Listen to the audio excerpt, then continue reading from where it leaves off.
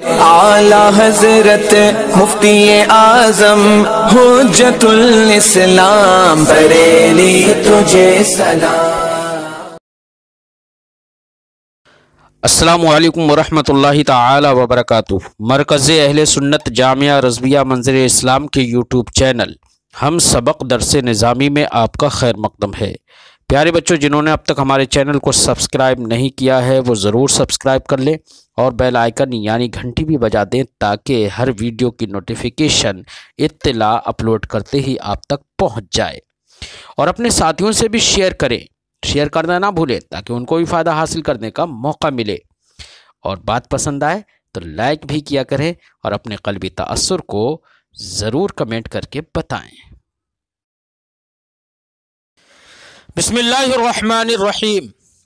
البحث الخامس، من جملة المعلوم أن السند الصحيح ملزوم لخفاء المقدمة ومقو للمنع ولو كان ملزوميته وتقويته بزعم المعنى، فلا يجوز أن يكون السند الصحيح أعم من المقدمة الممنوعة مطلقا، يجوز أن يكون مطلقا متعلقا بقوله فلا يكون، فيكون المعنى لا يكون أعم لا مطلقا ولا من وجه إلى آخر العبارة۔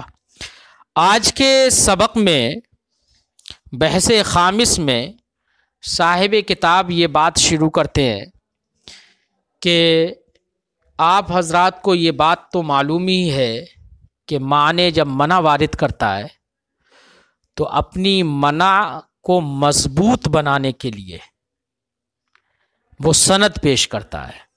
کیا کرتا ہے؟ سند پیش کرتا ہے۔ تو سند کا کام ہوتا ہے منع کو مضبوط کرنا، تقویت منع یہ مقصود ہوتی ہے سند سے۔ اب تقویت منع کون سی سند سے ہوگی؟ سند کے سلسلے میں کئی صورتیں نکل سکتی ہیں عقلاً۔ سند مقدمہ ممنوعہ کی نقیض سے اخص بھی ہو سکتی ہے، سند مقدمہ ممنوعہ کی نقیض سے اعم مطلق بھی ہو سکتی ہے، سند مقدمہ ممنوعہ کی نقیض سے اعم من وجہ بھی ہو سکتی ہے، سند مقدمہ ممنوعہ کی نقیض سے کہ مباین بھی ہو سکتی ہے۔ جو مباین ہوگی وہ تو کبھی تقویت دے گی ہی نہیں۔ ارے بھئی، مقدمہ ممنوعہ کہ جو مباین ہو جائے تو مباین شے کہاں تقویت دیتی ہے؟ تو مباین تو ہونا تو باطل ہی ہے۔ اب رہا مقدمہ ممنوعہ سے اخص ہو نقیض وہ سند اگر اخص ہے تو یہی سند صحیح ہے نا؟ کیوں؟ اس لیے کہ سند کا کام ہے تقویت من کو مضبوط کرنا، اور مقدمہ ممنوعہ میں خفا کو بڑھانا، یہی تو کام ہوتا ہے سند کا۔ تو سند یہ مقتضی خفا ہوتی ہے، ملزومیت خفا ہوتی ہے، ملزوم خفا۔ ملزوم کا مطلب کیا ہوتا ہے؟ مقتضی۔ کہا جاتا ہے نا کہ یہ شے ملزوم ہے وہ شے لازم ہے، تو ملزوم کا مطلب مقتضی جو ہوتا ہے وہ ملزوم کہلاتا ہے، اور مقتضی جو ہوتا ہے وہ لازم کہلاتا ہے۔ جیسے کہ سورج کا نکلنا یہ ملزوم ہے دھوپ کے پھیلنے کو، ہے ملزوم۔ ملزوم کا مطلب سورج کا نکلنا یہ تقاضا کر رہا ہے کہ دھوپ پھیلے۔ اب کبھی لزوم جانبین سے ہو جاتا ہے، اس صورت میں لزوم جانبین سے بھی کہا جا سکتا ہے۔ تو جس کو آپ ملزوم مقتضی تصور کریں اسے آپ ملزوم بنا دیں، ٹھیک ہے نا؟ تو من وارد کی تو سند پیش کرنے سے مقصد ہوتا ہے کہ من کی خفا کو، اس کے اندر پوشیدگی کو بڑھا دیا جائے۔ تو سند یہ ملزوم خفا ہوتی ہے۔ کیا ہوتی ہے؟ ملزوم خفا ہوتی ہے۔ تو یہ دونوں باتیں ذہن میں رکھنا کہ سند ملزوم خفا ہوتی ہے، وہ من کو تقویت دیتی ہے۔ اب یہ معنی ملزوم خفا کا ہونے کا معنی، تقویت من کا جو مفہوم ہے، یہ مفہوم جس سند میں پایا جائے گا وہی سند صحیح ہوگی۔ سند اگر مقدمہ ممنوعہ کی نقیض سے اخص ہے تب تو ایسی صورت میں اخص کے پائے جانے سے اس میں عام کے اندر مقدمہ ممنوعہ کی نقیض، مقدمہ ممنوعہ عام ہو گیا، اس کے اندر خفا ضرور ہوگی۔ لیکن اگر سند عام ہے تو عام کے پائے جانے سے اخص کا پائے جانا تو ضروری نہیں ہے، یا ضروری ہے؟ نہیں۔ ارے بھائی عام پا لیا گیا، حیوان اگر پا لیا گیا تو کیا ضروری ہے کہ انسان پایا ہی جائے؟ گدھا پایا جا سکتا ہے، بھینس پائی جا سکتی ہے۔ تو عام کے وجود سے اخص کا وجود ضروری نہیں ہوتا ہے۔ اب اگر سند عام ہو گئی تو عام ہونے کی صورت میں کوئی ضروری نہیں ہے کہ مقدمہ کی من کے اندر خفا، جو مقدمہ ممنوعہ کے اندر خفا مضبوط ہو جائے اور من اس کی مضبوط ہو جائے، یہ ضروری نہیں ہے کیونکہ سند عام ہے۔ اب عام میں بھی دو صورتیں، ایک عام میں مطلق اور ایک عام من وجہ۔ عام میں مطلق اگر ہے تو وہ تو ملزوم خفا ہوتی نہیں، اور اگر عام من وجہ ہے تو عام من وجہ کے اندر ایک مادہ اجتماع ہوتا ہے، دو مادے افتراق کے ہوتے ہیں۔ تو مادے افتراق کے جہاں پر ہیں وہاں پر بھی وہ ملزوم خفا نہیں بنے گی، ہاں جہاں مادہ اجتماع ہے وہاں پر ملزوم خفا بن جائے گی سند عام من وجہ۔ اس کا مطلب یہ ہوا کہ سند اگر عام ہے، چاہے عام میں مطلق ہو تو وہ بھی ملزوم خفا نہیں بن رہی ہے، مقوی منع نہیں بن رہی ہے، یا عام من وجہ ہو تو وہ بھی من کل الوجہ ملزوم خفا نہیں بن رہی ہے، من کل الوجہ، من وجہ بن جا رہی ہے۔ بات سمجھائی؟ اس لیے صاحب کتاب نے کہا کہ سند صحیح جو ہوگی وہ عام نہیں ہوگی، نہ ہی عام میں مطلق ہوگی اور نہ ہی عام من وجہ ہوگی۔ سند صحیح عام میں مطلق نہیں ہوگی اور نہ ہی عام من وجہ ہوگی۔ تو اب کیا نکلا خلاصہ؟ سند صحیح ہونے کے لیے یہ ہے کہ وہ اخص ہو۔ کیا ہو؟ ویسے اس کی گفتگو اس سے پہلے بھی آپ پڑھ چکے ہو، لیکن تفصیلی گفتگو اس بحث میں آئے گی۔ اس پر ذہن میں بات آ گئی تو آپ کو دو باتیں ذہن میں رکھنا۔ نمبر ایک، سند تقویت من کے لیے ذکر کی جاتی ہے، سند ملزوم خفا ہوتی ہے، ایک بات۔ اب ملزوم خفا ہونا یا تقویت من کا پایا جانا یہ سند عام اور سند عام میں مطلق اور عام من وجہ کے اندر نہیں ہوتا۔ عام میں مطلق کے اندر تو ہوتا ہی نہیں ہے، اور عام من وجہ کے اندر من کل الوجہ نہیں ہوتا ہے۔ اس لیے علماء مناظرہ نے یہ کہا کہ سند عام وہ سند صحیح نہیں ہوگی، یا یہ کہا کہ سند صحیح کا سند عام ہونا جائز نہیں ہے مطلقاً بول کر، یعنی نہ ہی سند عام مطلق ہوگی اور نہ ہی سند عام من وجہ ہوگی۔ بات سمجھ آئی؟ اسی لیے کہا کہ سند صحیح سند عام نہیں ہوگی، یہ جائز نہیں ہے۔ فرماتے ہیں من جملۃ المعلوم، تمام باتیں جو آپ کو معلوم ہیں ان میں سے ایک بات یہ بھی ہے ان السند الصحیح ملزوم لخفاء المقدمہ، کہ سند صحیح مقتضی ہوتی ہے مقدمہ ممنوعہ کی خفا کو۔ کیا ہوتی ہے؟ مقتضی ہوتی ہے کس کی؟ خفا کو۔ ومقوّل للمنع، اور من کو مضبوط کرنے والی ہوتی ہے۔ ولو کان ملزومیتہ وتقویتہ بزعم المانع، اگرچہ نفس الامر میں من کو تقویت نہ دے لیکن زوم معنی میں تقویت دے رہی ہے اور وہ مقتضی خفا بن رہی ہے تو اس کو بھی سند کہیں گے۔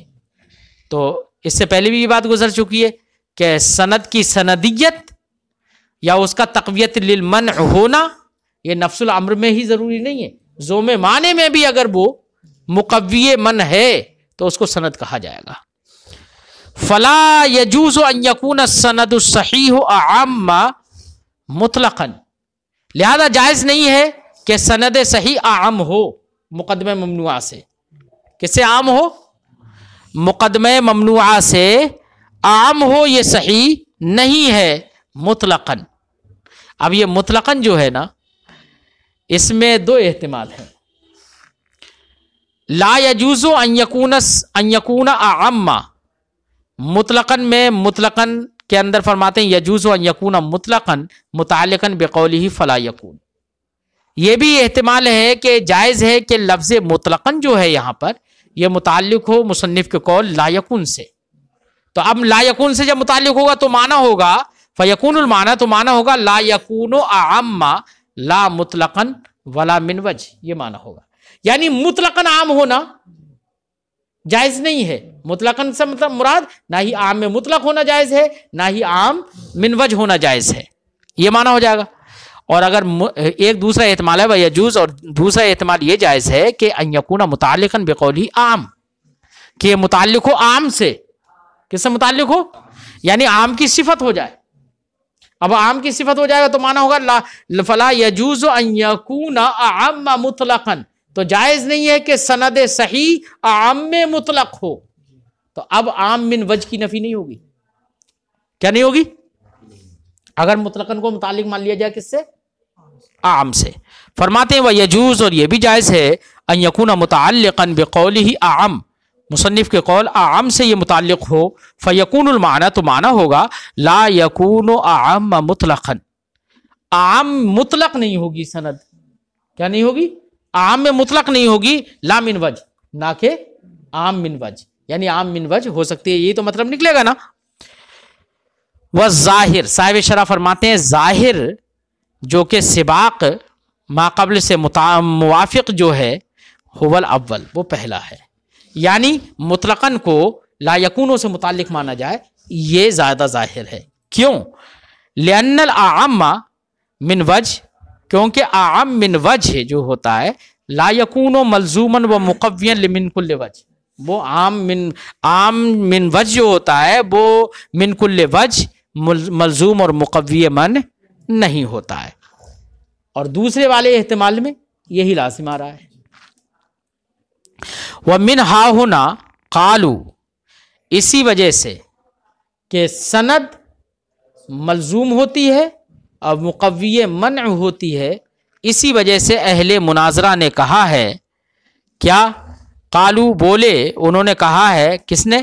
اہل النظر، اہل دان ارباب علم و دانش نے کہا ہے ما من مقدمت موجودت الا یمکن منعه مستندا بما ذهب الیہ السوفسطائیہ. کہا ہے اہل مناظرہ نے، یہ ارباب نظر نے کہا ہے کہ کوئی بھی ایسا مقدمہ موجود نہیں ہے کہ جس پر من وارد نہ کی جا سکے.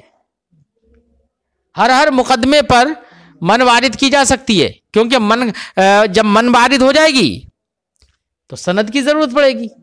اب سند دینے کے لیے سند کا کام ہے کہ وہ تقویت من کرتی ہے، ملزوم خفا ہوتی ہے سند. تو سوفسطائیہ جس کی طرف گئے ہیں اس سے آپ ہر آدمی اس سے سند پیش کر سکتا ہے. ارے بھائی سوفسطائیہ میں تین گروہ ہیں، عنادیہ، اندیہ، لادریہ. عنادیہ تو حقائق اشیاء مانتے ہی نہیں. اندیہ جو ہیں حقائق اشیاء تو مانتے ہیں لیکن ان کا ثبوت نہیں مانتے، بلکہ وہ کہتے ہیں اعتقاد کے مطابق ہے. جس کو ہم جوہر فرض کریں وہ جوہر، جس کو عرض فرض کریں وہ عرض. اور لادریات کا تو مسئلہ یہ ہے کہ وہ حقائق بھی مانتے، ثبوت بھی مانتے، لیکن اس کا علم نہیں مانتے. وہ تو ہر معاملے میں لادری کہیں گے، ہے نا، اس کا ثبوت نہیں مانتے. تو بھائی لادریہ وہ سوفسطائیہ جو ہے، بالخصوص اندیہ کہہ لو، اندیہ جو ہیں وہ حقائق اشیاء مانتے ہیں، ثبوت نہیں مانتے. تو اپنے علم کے لحاظ سے اس کو جو چاہو کہہ دو. علم کے لحاظ سے ہم اس چیز کو جوہر مان رہے ہیں تو جوہر ہے، عرض مان رہے ہیں تو عرض ہے، یہ مان رہے ہیں تو یہ ہے، وہ مان رہے ہیں تو وہ ہے. اب اگر کوئی مقدمہ ہمارے سامنے آیا، کوئی مقدمہ ہمارے سامنے آیا تو ہم نے کہہ دیا، مثلا کسی نے کہا عالم متغیر، عالم متغیر ہے، ہم نے کہہ دیا لا نسلم، ہمیں تسلیم نہیں کہ عالم متغیر. کیوں؟ اس لیے کہ ہم تو یہ مان رہے ہیں، ہمارا زعم تو یہ ہے کہ وہ متغیر نہیں ہے. تو اب اسی سے سند پیش کر دیں گے، لا نسلم ان العالم متغیر لما لا يجوز ان يكون غیر متغیر. تو سوفسطائیہ خاص کر جو عندیہ ہے اس کے خیال کے مطابق آپ سند تو ہر ایک مقدمے پر منع وارد کر کے سند پیش کر سکتے ہیں، کیونکہ وہ تو آپ کے زوم کے مطابق ہے نا. کیا ہے؟ آپ کے زوم کے مطابق، اپنے زوم کے مطابق جو چاہو کہہ دو. کہ کوئی کہے یہ دیوار نہیں ہے، کوئی کہے یہ دیوار ہے، ہم کہیں گے لا نسلم، ہمیں تسلیم نہیں ہے دیوار ہے. کیوں جائز نہیں ہے کہ اس کا نام مرغا رکھا جائے؟ ہے بھائی، وہ تو بھائی اپنے وہ کہہ رہے ہیں کہ ہمارے خیالات کے اوپر ہے کہ جس کو جو فرض کرے وہ ہوگا. تو ہر ایک پر سند آپ پیش کر سکتے ہیں، ٹھیک ہے نا. اس لیے صاحب کتاب نے کہا، اہل مناظرہ نے کہا ہے، ما من مقدمۃ موجودہ، کوئی مقدمہ موجودہ احوال میں سے کسی حالت میں نہیں ہے ایسا موجود مقدمہ، الا مگر یہ کہ حال یہ ہے کہ انہ یمکن منعہ، مگر یہ کہ اس مقدمے پر من وارد کرنا ممکن ہے، مستندن بما ذهب الیہ السوفسطائیہ، سند پیش کرتے ہوئے اس سے جس کی طرف سوفسطائیہ گئے ہیں. بات سمجھ آئی؟ کون سے سوفسطائیہ؟ النافون بالثبوت حقائق الاشیاء، جو سوفسطائیہ حقائق اشیاء کے ثبوت کی نفی کرتے ہیں. اب وہ کون سا گروہ ہے؟ عندیہ ہے. لیکن الحکیم المثبت لہا، لیکن اب مان لو آپ نے سوفسطائیہ کے گروہ عندیہ کے نظریے کے مطابق منع وارد کر کے آپ نے سند بھی پیش کر دی. لیکن یار جو دانشور حکیم فلسفی اگر ہے وہ تو کہے گا کہ یار شے کا ثبوت ہے، یہ تو دیوار ہی ہے، یہ کہاں مرغا ہے. تو وہ آپ کا یہ سند پیش کرنا کیوں جائز نہیں ہے کہ یہ مرغا ہو؟ وہ تو اس کا ثبوت جانتا ہے، تو وہ تو آپ کے قول کو مکابرہ ہی کہے گا، بلا وجہ میں یہ مکابرہ ہے نا. تو حکیم کے نزدیک آپ کی بات مسموع نہیں ہوگی. بات سمجھ میں آئی؟ فیض العارفین فرماتے ہیں لیکن الحکیم المثبت لہا، لیکن دانشور حکیم فلسفی جو کہ حقائق اشیاء کا اثبات کرتا ہے، یعد ذالک السند، اس سند کو شمار کرے گا مکابرہ. کیا کرے گا؟ مکابرہ شمار کرے گا. مکابرہ ہی تو شمار کرے گا، غیر مسموعات، ایسا مکابرہ شمار کرے گا جو کہ مسموع ہی نہیں ہے، جس کو سنا ہی نہیں جائے، اس پہ کان لگانے کے لائق نہیں ہے. یہ بات کان دھرنے کے لائق نہیں ہے. بات سمجھ آئی؟ لیکن مکابرہ کہنا یہ تسامح ہے صاحب کتاب کا، کیونکہ مکابرہ تو در حقیقت تنازع کا نام ہے. کس کا نام ہے؟ بلا وجہ میں اظہار حق کے لیے نہ صحیح بلکہ محض ہٹ دھرمی کے طور پر کسی چیز کا اثبات یا نفی کرنا، یہ مکابرہ ہے ہٹ دھرمی کے طور پر، چاہے حقیقت میں کچھ بھی صحیح. لیکن چونکہ عندیہ جو ہے وہ تو زعم کے لحاظ سے جوہر اگر آپ مان رہے ہیں تو جوہر مان تو رہا ہے نا، وہ جوہر مان رہا ہے تو اسی کے لحاظ سے وہ اس کو کہہ رہا ہے کہ کیوں نہیں جائز ہے کہ یہ ایسا ہو. تو اس میں تنازع نہیں ہے، اس لیے اس کو مکابرہ کہنا تسامح ہے. فرماتے ہیں وَيُذْكَرُ فِي الْأَكْثَرِ، یہاں سے صاحب مناظرہ رشیدیہ الفاظ سند کو پیش کرتے ہیں کہ جب کوئی سند پیش کرتا ہے کہ کسی منع پر تو سند کے الفاظ کیا ہوں گے. تو کچھ الفاظ ہیں جو زیادہ تر استعمال ہوتے ہیں، اس کے علاوہ بھی الفاظ ہیں لیکن کچھ الفاظ زیادہ استعمال ہوتے ہیں. تو جو زیادہ استعمال ہوتے ہیں ان کو صاحب کتاب یہاں بیان کر رہے ہیں کہ الفاظ سند جو زیادہ استعمال ہوتے ہیں وہ کیا کیا ہیں. فرماتے ہیں وَيُذْكَرُ فِي الْأَكْثَرِ، اکثر اوقات میں ذکر کیا جاتا ہے کون سے اکثر اوقات میں؟ یعنی منع وارد کرنے کے جو اوقات ہیں ان اکثر اوقات میں سند کے طور پر ذکر کیا جاتا ہے. اس منع کے بعد کیا کیا ذکر کیا جاتا ہے؟ الفاظ سند ہیں کیا کیا منع کے بعد؟ فرماتے ہیں یذکر لما لا یجوز. کیا ذکر کیا جاتا ہے؟ لما لا یجوز. ایسی آگے ذکر کیا جاتا ہے کیف لا، ہے نا. ایسی واو حالیہ کے ساتھ میں کیف لا والحال ہکذا اس طریقے سے بیان کر دیا جاتا ہے. ایسے ہی اور بھی کچھ الفاظ آگے ذکر کریں گے صاحب کتاب، صاحب شرح. تو مقصد یہ ہے، الفاظ تو اور بھی ہیں لیکن زیادہ تر یہ استعمال ہوتے ہیں. فرماتے ہیں وقد ویذکر فی الاکثر اے فی اکثر اوقات المنع، من کے اکثر اوقات میں ذکر کیا جاتا ہے سند کے طور پر بعدہ اے بعد المن، من کے بعد لما لا یجوز. کیا ذکر کیا جاتا ہے؟ لما لا یجوز. کما یقال جیسے کہ کہا جاتا ہے ما ذکرتا ممنوع، آپ نے جو ذکر کیا ہے وہ ہمیں تسلیم نہیں ہے. لما لا یجوز ان یکون کذا، کیوں جائز نہیں ہے کہ ایسا ہو؟ تو لما لا یجوز سے یہ سند ہو گئی نہیں ہو گئی؟ تو لفظ سند یہاں پر کیا بنا؟ لما لا یجوز. ایسے ہی کہا جاتا ہے لما لا یکون، کیا ذکر کیا جاتا ہے؟ ولم ولما لا یکون، اور لما لا یکون بھی ذکر کیا جاتا ہے. یہ بھی سند کا ایک لفظ ہے. کما یقال جیسے کہا جاتا ہے ھذا ممنوع، مانے منع وارد کرتے ہوئے کہے کہ تمہارا یہ مقدمہ تسلیم نہیں ہے، تو یہ ممنوع ہے. لما لا یکون ان یکون کذا، کیوں ممکن نہیں، کیوں ایسا نہیں ہے کہ ایسا ہو، ہے نا. ایسے ہی ذکر کیا جاتا ہے کیف لا، کیف لا بھی ذکر کیا جاتا ہے. واو الحال، اور واو حالیہ بھی ذکر کیا جاتا ہے ساتھ میں. جیسے مقرونن لفظ کیف لا مع واو الحال، یعنی کیف لا جو لفظ ہے یہ مقرون ہوتا ہے واو حالیہ کے ساتھ. کما یقال جیسے کہا جاتا ہے ذالک غیر مسلم، ہمیں تمہاری یہ بات تسلیم نہیں ہے، یہ مقدمہ ہمیں تمہارا تسلیم نہیں ہے. کیف لا والامر کذا، اور کیسے تسلیم ہو جائے جبکہ معاملہ تو ایسا ہے. تو کیف لا کے ساتھ میں واو حالیہ آیا نا، یہ بھی سند کا ایک لفظ ہے. وقد یذکر کلمۃ انما، ایسی کبھی کبھی کلمہ انما بھی ذکر کیا جاتا ہے سند کے طور پر، سند کے لفظ یہ بھی بن جاتا ہے. کما یقال جیسے کہا جاتا ہے لا نسلم تلک المقدمہ، ہم یہ مقدمہ تسلیم نہیں کرتے، وہ مقدمہ تسلیم نہیں کرتے. وانما یکون کذا ان لو کان کذا، ہاں ایسا ہوگا تب جبکہ ایسا ہو، ہے نا، اور ایسا ہے نہیں اس لیے ہمیں تسلیم نہیں ہے. تو دیکھو یہاں پر انما یکون کذا یہ سند کے طور پر ذکر کر دیا نا، تو یہ بھی کیا ہے؟ سند کا لفظ ہے. وہو قلیل، لیکن انما کا ذکر سند کے طور پر کم ہوتا ہے. ولذا قال فی الاکثر، اسی لیے صاحب کتاب نے، صاحب متن نے فی الاکثر کہا کہ زیادہ تر تو یہی تین لفظ استعمال ہوتے ہیں، لما لا یجوز، لما لا یکون، کیف لا واو حالیہ کے ساتھ، اور انما بھی ذکر کیا جاتا ہے. لیکن چونکہ وہ قلیل ہے اس لیے اس کی طرح اس کو خارج کرنے کے لیے، خارج نہیں کرنا ہے تو وہ بھی، لیکن فی الاکثر کی قید اسی لیے لگا دی تاکہ کوئی یہ نہ کرے اگر انما بھی ذکر کر دیتے اور فی الاکثر نہیں کہتے، ہے نا، تو کوئی حرج نہیں تھا اس میں. لیکن فی الاکثر کہہ کے انما وغیرہ کی طرف اشارہ کر دیا کہ ان کا استعمال کم ہے، اور صاحب متن نے انما کو ذکر نہیں کیا، اسی لیے اکثر الاستعمال جو ہے انہی کو ذکر کیا صاحب متن نے.